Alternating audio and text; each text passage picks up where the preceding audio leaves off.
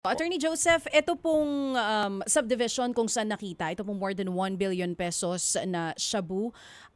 Tinitignan po ba natin yung pattern kung sa mga ganitong klase na ng mga high-end subdivisions iniiimbak itong mga ganito kalalaking droga?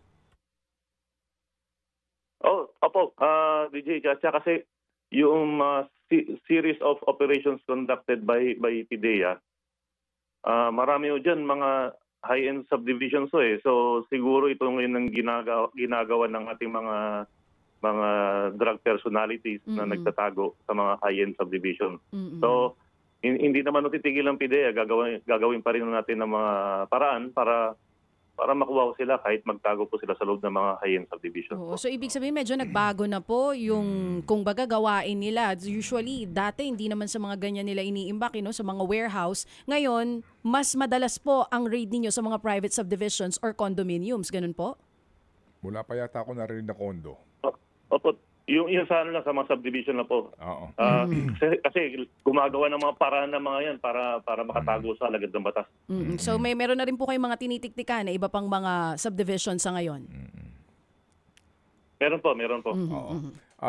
Attorney, yung pong sinasabi ni Presidente na huwag daw pabayaan din yung barangay level, ano po ang tugon doon ng PIDEA, sir? Totoo pa rin ho ng PIDEA, yung sinabi po ng ating Presidente na huwag hong kalimutan ang mga small-time drug peddlers.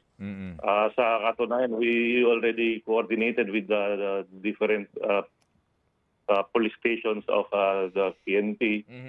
Tuloy-tuloy pa rin naman ho yung ginagawa natin na paghuhuli rin ho sa mga small-time drug peddlers. In fact, kung hindi ho natin nakuha itong malaking stash of suspected shabu, ang pabastakan niyan ulit sa mga small-time drug peddlers diyan po sa mga barangay. Oo nga po.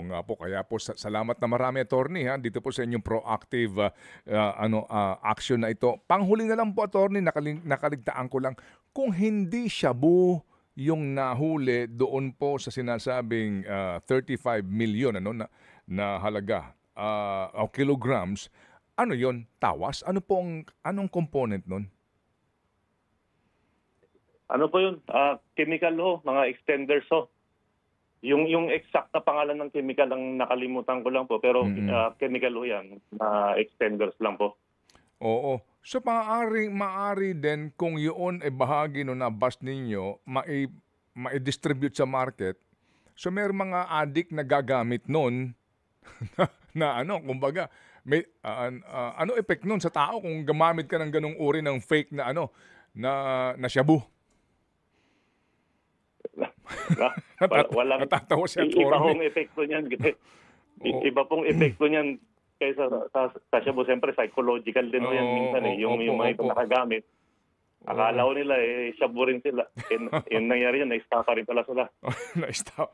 Anyway, natanong ko lang po ito. Very interesting din, di ba? Kasi kung hindi shabu lahat, kasi yung unang sinasabi nga po sa report, ang laki, mabuti nga, itinama dito ni Attorney. Baka na naman po, alam nyo na ibig ko sabihin, 101 kilograms ng shabu, 686.8, no?